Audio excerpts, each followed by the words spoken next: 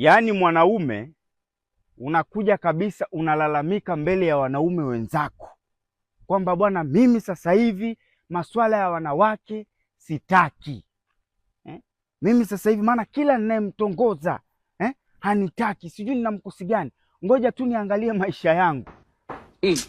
Wewe haijalishi umekataliwa kiasi gani, wewe endelea kupambana. Hizi mbususu tumeumbiwa sisi jamani.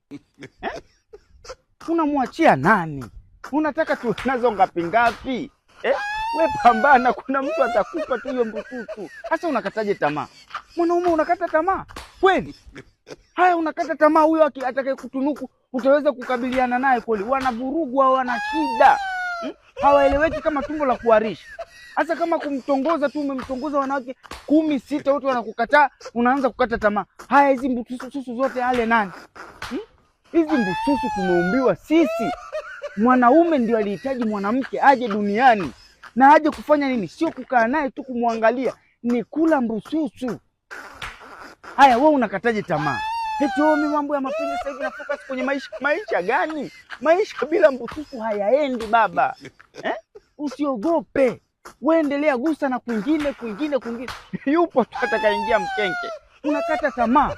Kukata tamaa hiyo. Kukata tamaa hiyo. Mimi nina focus na maisha. Ufocus na maisha kuko pale pale. Haya, umechanganyikiwa, kichwa kimewaka moto. Kinachokuliwaza ni nini kama sio mbususu? Nani? Hata ujinga wewe. Au wewe ndio kukata tamaa mwenyewe wewe.